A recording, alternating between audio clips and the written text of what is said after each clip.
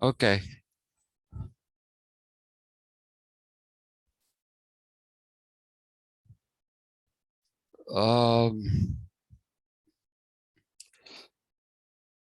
What we will be doing today. Oh, he's in library. That's okay, Sham. No problem. Absolutely no problem. Can you hear me? Yes, sir. No, I'm asking Sham. He says he's in the library. Sorry. Yeah. Okay. I hope Sham can hear me. Right. See, the next few days, I'm going to teach that which is required for your internals. Okay. I have given the question paper today, and I'm not telling you the questions, but you can make out what it will be like. How many days do we have? Your exam is on 29th, right? Yes, sir. 29th and on 30th. No, this one is on 29th. It's the first exam. 29, today is 26, 27, Today is 28. 25. Yeah, 25, 26, 27, 28. 4 classes. All right. I think that's enough for. So I won't tell you the questions, but what I teach here is what you need to know to answer those questions. All right. Is that acceptable to everyone? Yes, sir. Yes, sir. Yeah. See, I don't want to reduce it to a farce. Already I have. I don't want to reduce it to further farce. Anyway, so let's start off. I had told you about Hegel. What I told you about him was that he is making an attempt to reconcile what 3 philosophers prior to him said. He's trying to find a solution for all of them. The first is Cartesian dualism. The second is Rousseau's triad.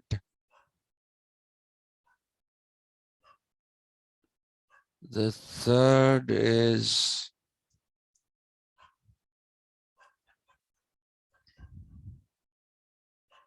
who's that? Emmanuel.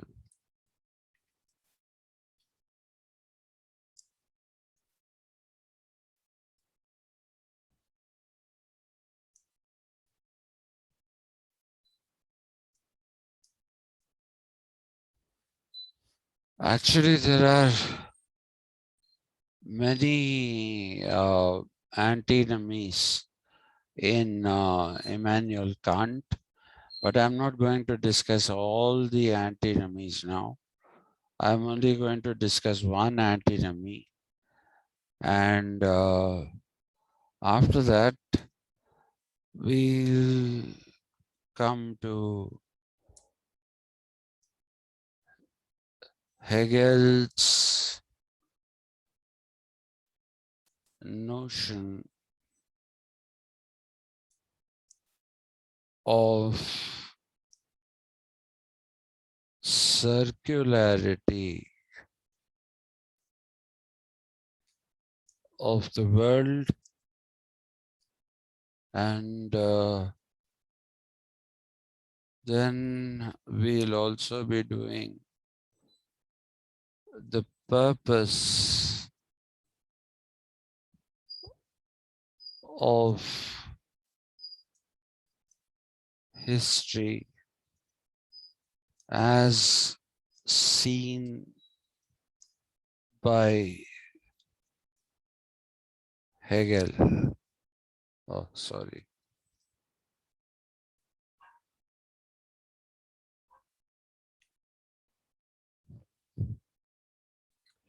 Okay. If we talk about Cartesian dualism, we are basically talking about René Descartes.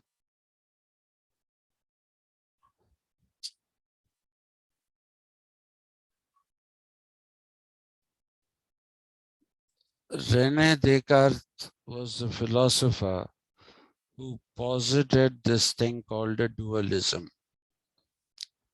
So, what is a dualism, first and foremost?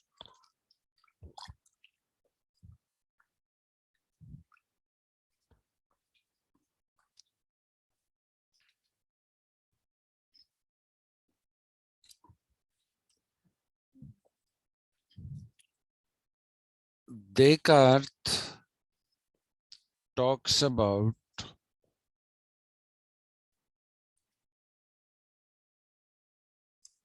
the mind body relationship in which he talks about how the mind can exist without the body, and how the body can exist without the mind. And he says God is a supermind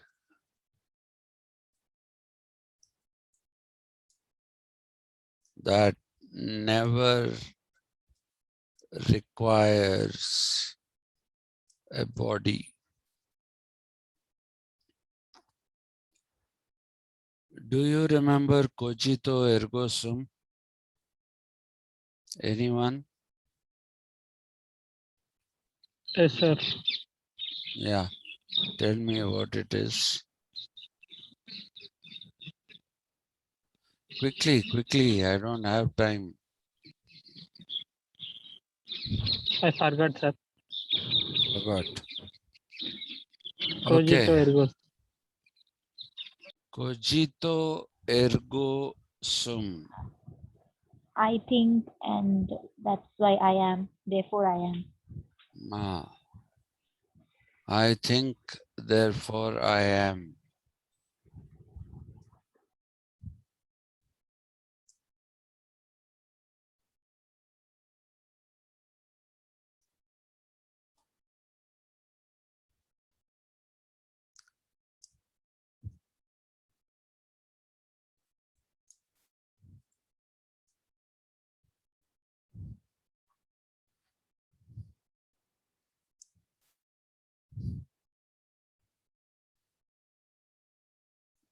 I think, therefore I am. Do you remember what this means?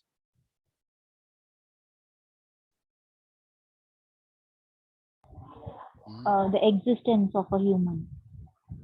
Because Existence we are of a human. thinking, and so we are existing. It is not just the existence, it is the thinking is the proof of my existence. That I can think rationally, of course, is the proof of my existence. This is actually called rational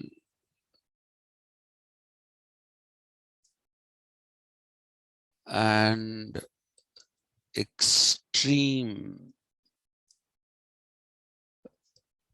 doubt, where you're doubting if I exist. How do I know I exist? That is the question that is being asked by René Descartes. Okay, some people call this radical not here, radical skepticism.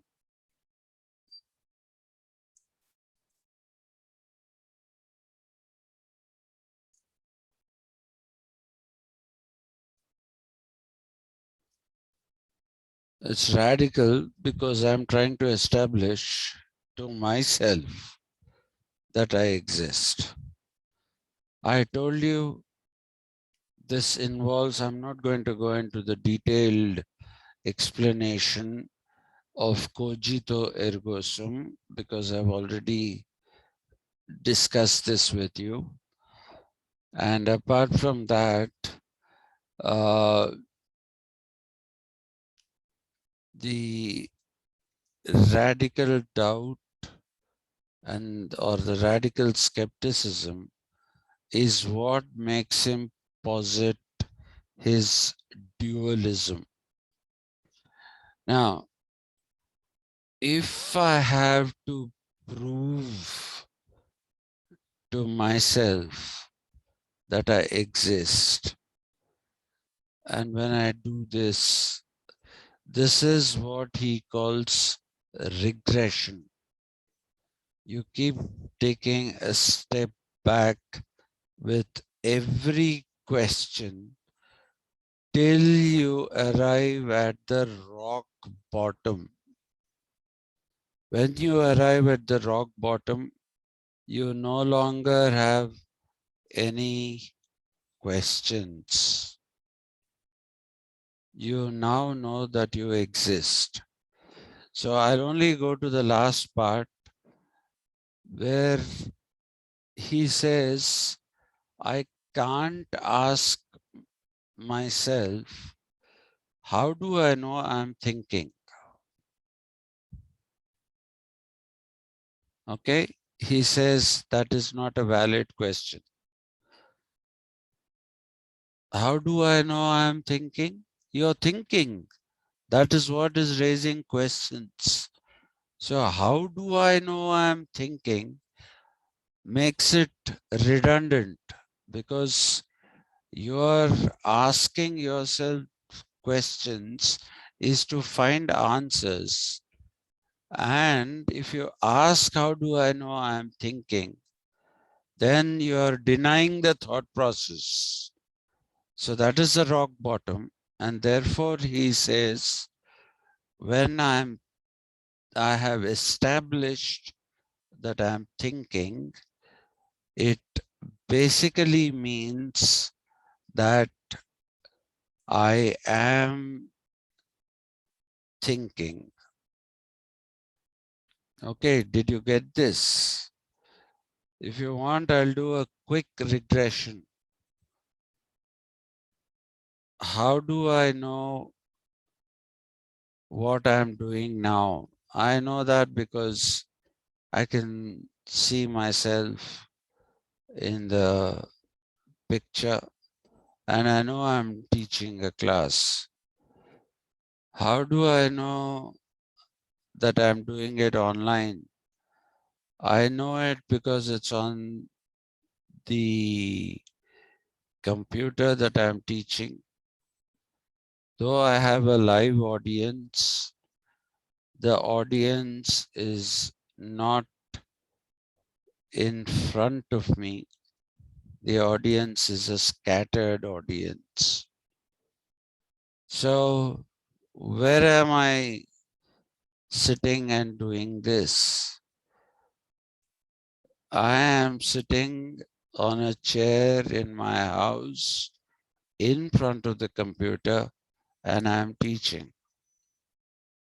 So how do I know that the chair is there? I know that the chair is there because I'm sitting on it. Okay, then where is the chair resting? It is resting on the floor.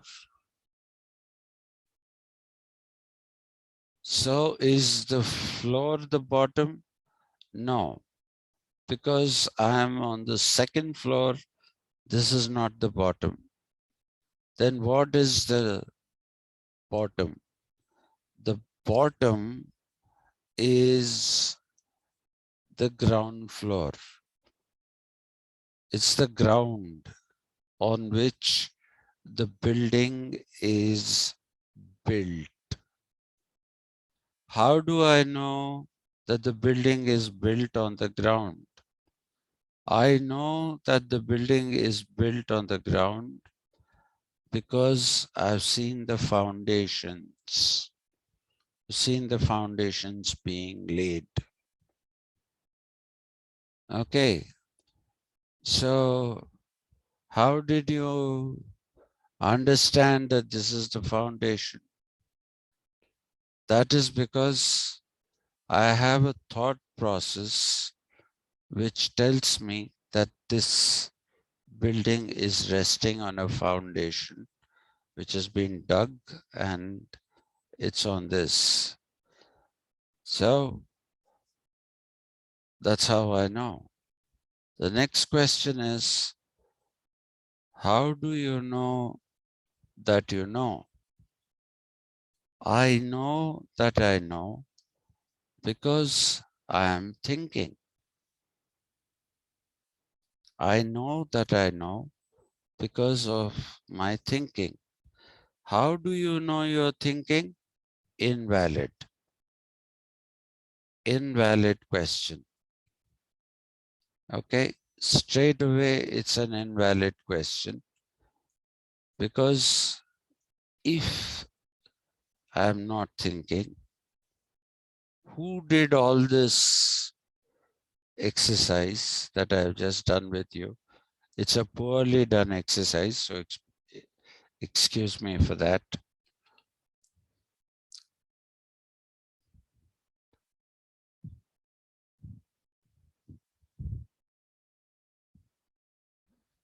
Hey, you got to give it to my wife.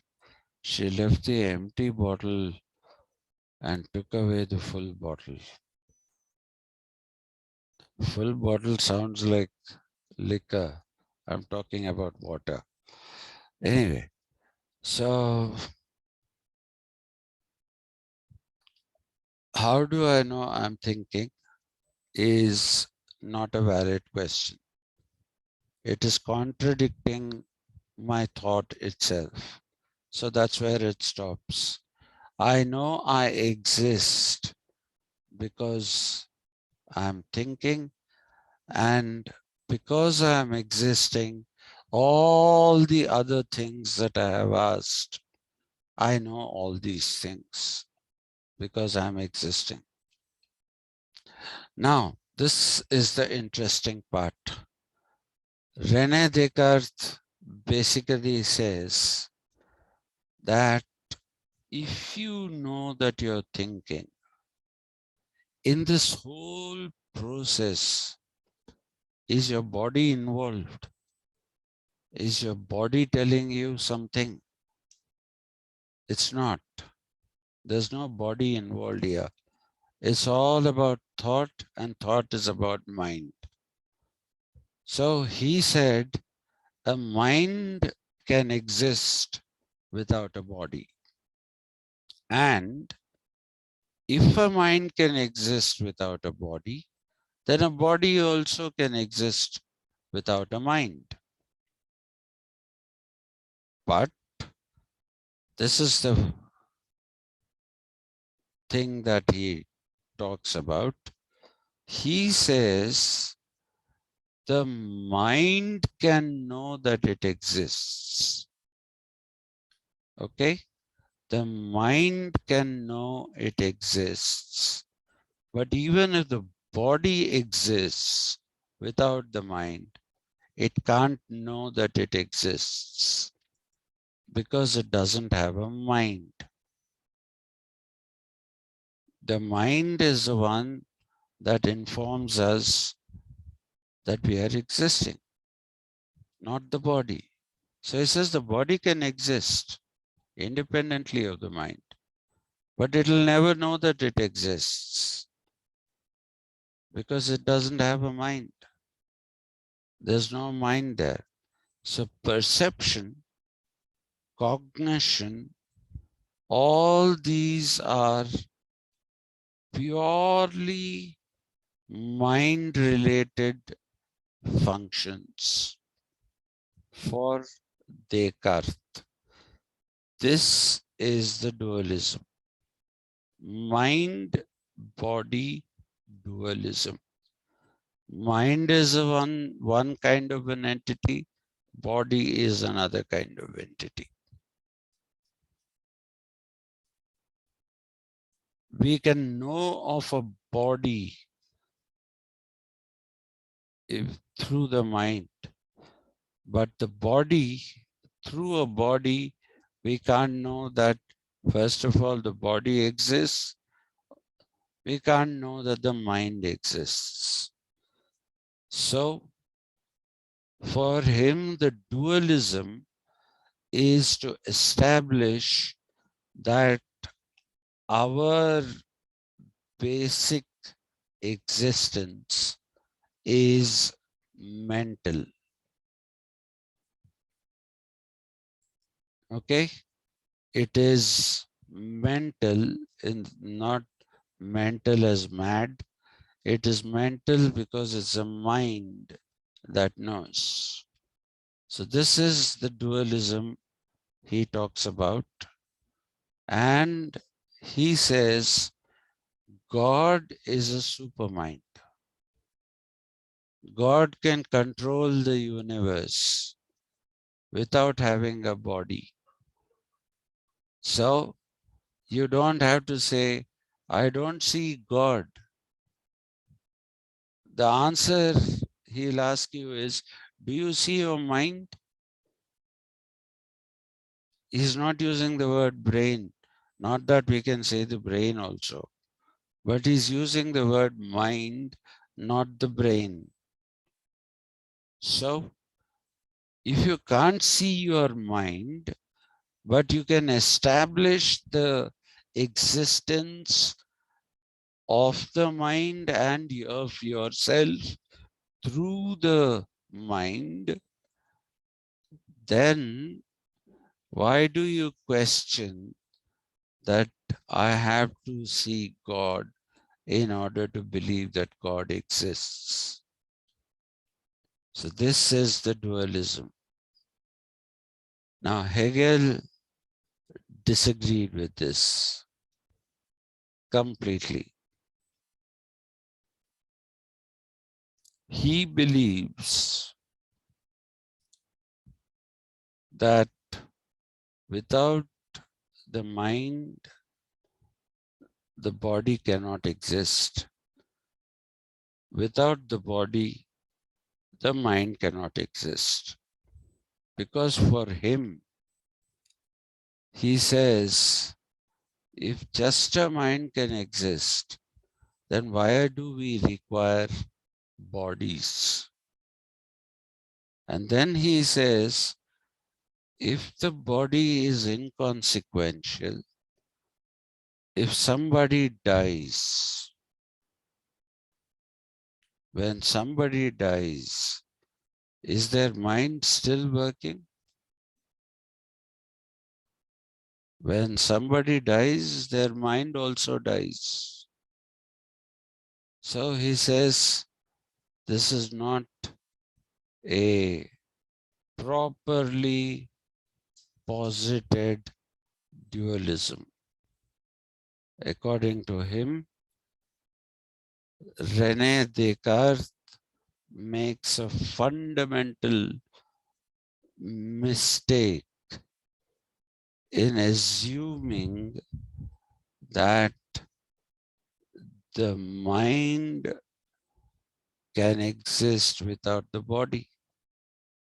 He says it can't. Neither can the body without the mind anyway.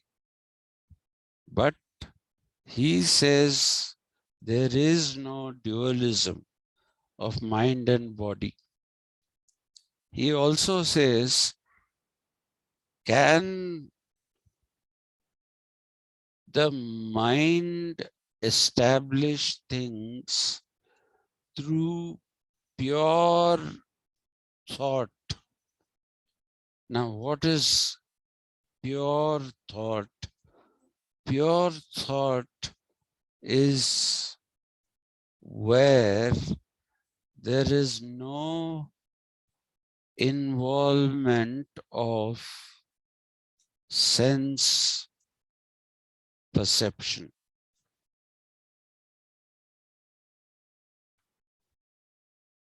How, if I ask you, you can create another hierarchy. You can create another hierarchy. How do, it is you. How do I know I'm sitting in class? I'm sitting in class because I can see that fat man in front of me saying something.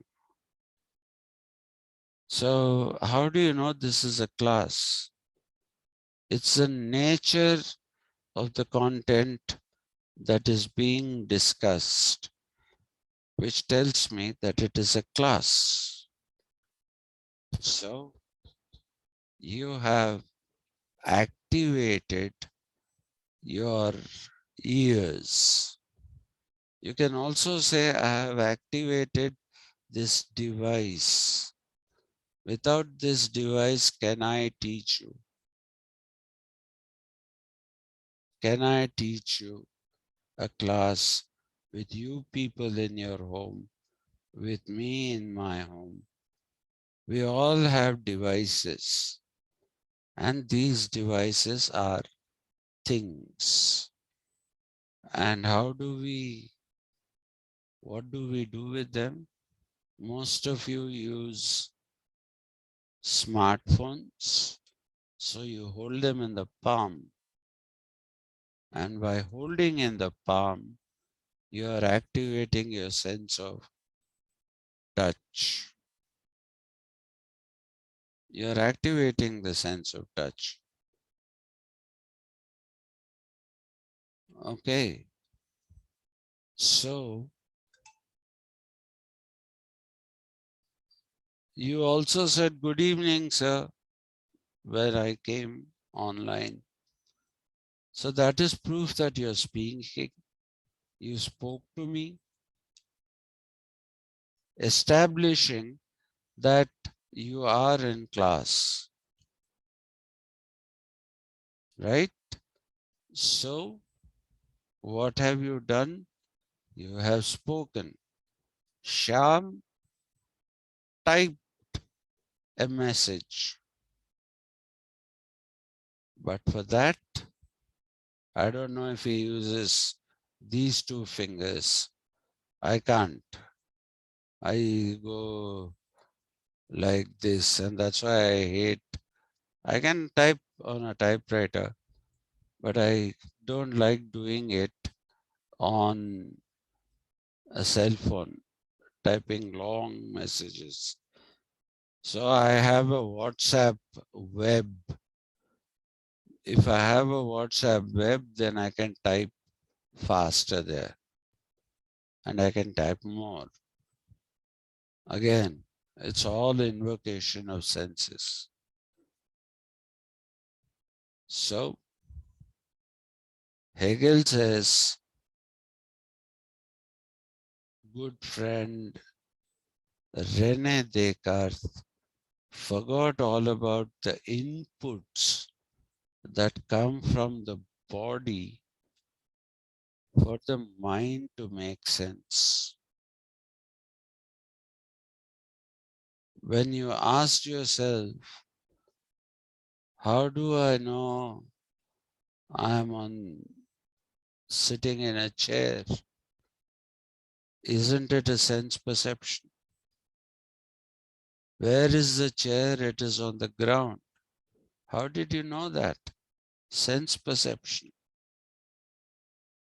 So he says sense perception and cognition. Cognition is the ability of the mind to keep on making sense of the perceptions that are going. It is the one that makes it possible for the mind to understand. So, in brief, I have told you what is Cartesian dualism. Cartesian dualism is mind-body separation. Hegel believes in monism of the mind and the body. There's not one without the other. Without the other, the mind can't exist.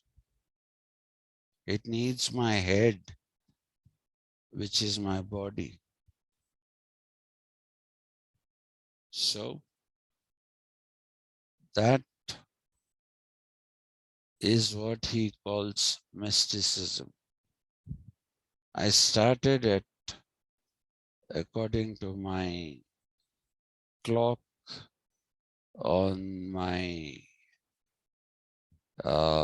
this thing at 17:34. It's now 18:06. Time up. Thank you very much for being here. Thank you, sir. Any questions? So what is the literal meaning of Cartesian? Cartesian is like Hobbes is a name. So when we refer to something which is a concept generated by Hobbes, we would say Hobbesian. Hobbesian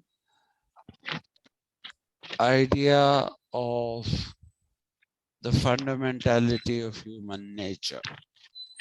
Hobbesian, Lockean. Aristotle, we say Aristotelian. We don't say Aristotelian, we say Aristotelian. So you can't say, what else can you say of that name? Descartes. So if you read it as Descartes' dualism, then you have to read it as either Descartian dualism, or you have to say something like Descartian dualism, which doesn't sound right. So people have just got rid of the des, and they use the last 6 letters, Cart, and made it Cartesian. That's all it is. There's no meaning I to thought it. there is some other meaning. I didn't know it is from his name itself. No, it's from his name. It's from his name, but Yeah. it is important. It is absolutely important, because without telling his name, you can't talk about dualism, because there are so many other dualisms. So when we are talking specifically of the dualism posited by Descartes, we say Cartesian dualism. Okay. Is that okay? Yes, sir. So Right. one more thing. Right. So Hegel's response to Descartes makes sense, right? Yeah. That both mind and body cannot exist without the other. Yeah. So did any other person encounter Hegel's view again? That I'll do when we do Hegel. Nobody Okay. questioned this. That is a starter. Nobody questioned this. Okay. What was questioned was several other things, of which this might have been a minor part.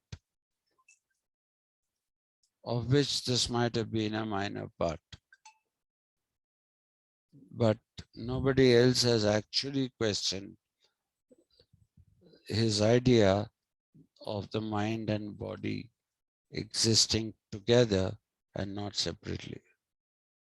Nobody believes in Cartesian dualism anymore. Okay.